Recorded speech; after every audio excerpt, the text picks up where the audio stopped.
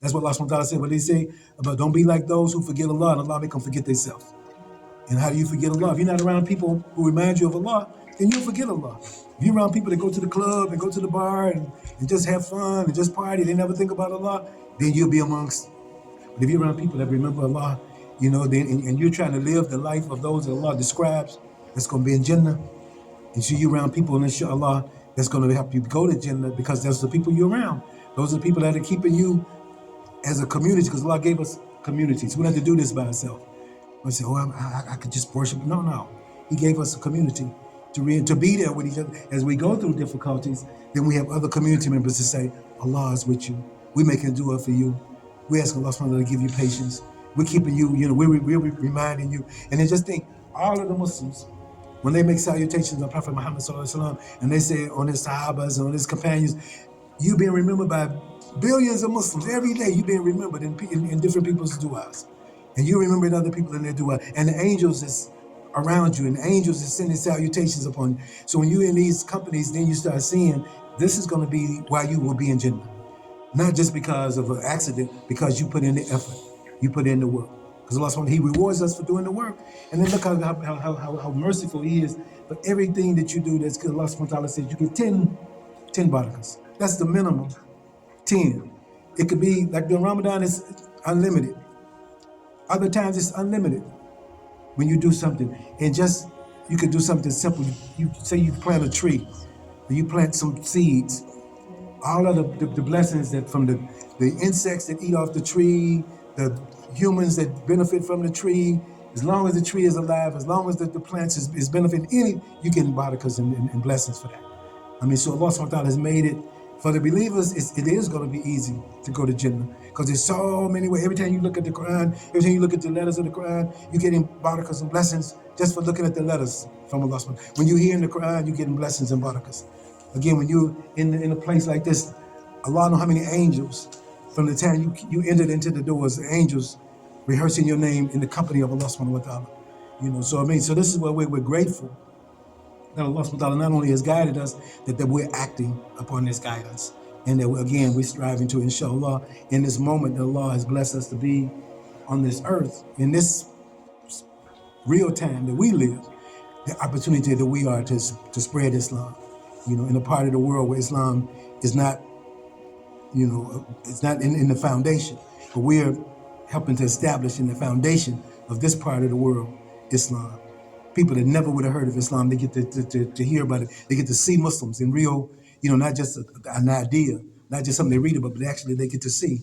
And they get a chance to from our witness of them and them witnessing us, inshallah, again, manifest the truth of Allah subhanahu wa ta'ala. When they see how Muslims from different parts of the world actually do come together, do really embrace each other, just as Muhammad sallallahu alaihi wasallam and his companions embraced each other.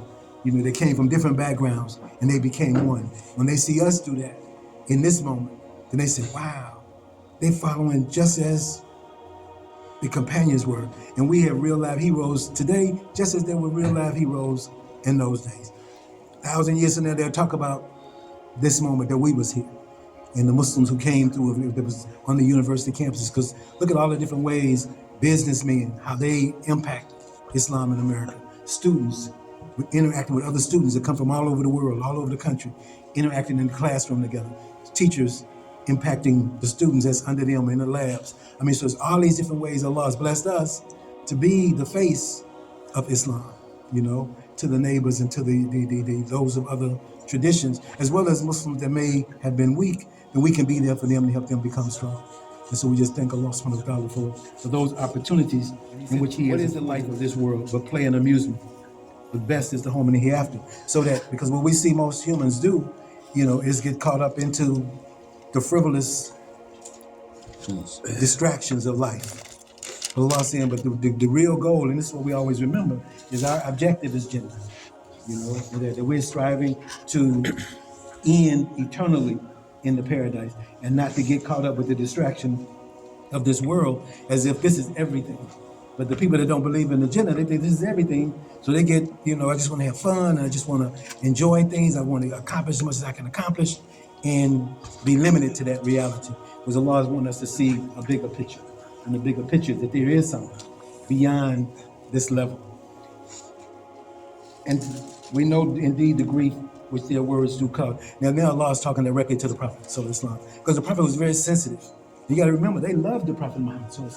Before the revelations came to him, he was Al-Amin. His uncles loved him. His tribe, they loved him. Now, all of a sudden, now he's bringing this message up that Allah subhanahu wa ta'ala has, chose him to be a messenger. He's delivering this. Now they turn on him. The same people that, and again, so, you think about an orphan who is one who is very sensitive, and one who, he's loved by his grandfather, he's loved by his uncles, he's loved by people. So that he's really emotional in that way. And so Allah subhanahu wa ta'ala knows that this is who the prophet is. This is his character. But Allah wants him to know that it's not you that they reject him. It's me. So it's just like sometimes, you deliver a message to somebody and they get mad at you. I'm just delivering the message. I'm just, don't get angry with me for telling you, hey, mama said this, and that. Or, the supervisor said, this is how we have to do this. And why are you? I'm just delivering the message. That's what the Prophet said. He's just delivering the message. So Allah is letting him know it's not you. And this is why, at this point, some of the stories of the prophets that came before, Allah subhanahu wa ta'ala had shared with the prophet, or taught the prophet through the revelation. So he says, so I've told you the story of some of the messages who came before, because in those stories, he is seeing they too were rejected. So he's seeing that how he's being treated is not outside of how the other prophets and the messengers have been treated. And we know as Waraka, Khadija's, her relative, who had told the Prophet ﷺ that he sensed that what was happening to him was he was, was on the line of the prophets and the messengers would come prior, and that he would find, his people rejecting him. So this was, foretold to him, but now Allah is letting him see that this is what's going on, that what's happening to you is what happened to those who came before. To let him understand, stay with the prayer, stay with the perseverance, stay with this message. Don't give in, to those feelings. And that's why he said, rejected were the message before thee. With patience and constancy, they bore their rejection and their wrong. Because remember, his community was wrong. Some of them in Mecca, they began to even be killed. To the degree where the Prophet ﷺ, on 2 occasions, he let some of the Muslims migrate, to go to Abyssinia, because there was so much pressure, so much turmoil. We know how this whole family got boycotted, by the Quraysh, and cut them totally off from it, dealing with them on every level. So they went through some struggle, they went through some difficulty. So again, Allah subhanahu wa ta'ala let them know that they bore with all of those things, those that came before. Because you got to look and see how the Prophet ﷺ, this is before the victory. You just remember 13 years in Mecca. Wasn't no joyfulness that was going on there. So they was totally believing in the promise of Allah subhanahu wa ta'ala. And this is why we too have to sometimes, look at the promise of Allah subhanahu wa ta'ala and not get caught up into the life, everyday things that we sometimes may struggle through or are challenged with. And it seems like on the surface that we're not in a good disposition, but when you have Allah, you're always in a good disposition. When you hold on to Allah subhanahu wa ta'ala, you're always in the best hands, and you always have the best, because like Allah said, because you just remember that even the Quraysh, even the mushriks, they believed in Allah, even though they had all these different idols and statues. So Allah said, okay, if when really something happens, who you gonna call? And what do they say? Allah. And that's like any other people. When something really going on, when they really on that boat, and that boat is being rocked out there in the middle of the ocean, and it's being going turns into ups and downs, and they call on God. Whether they believe in God, hey, God, if we get to the shore, or if I get out of this situation, if I get through this pain, if I get through this surgery, if I get through this, they all turn to God. And Allah said, ask them what they're going to say. They're going to all say that. So Allah, again, is affirming what we as human beings do and what we go through. Even though when they get to safety, they go back to what they were. But He lets us know that's the truth. Because these words from Allah subhanahu wa ta'ala is the truth.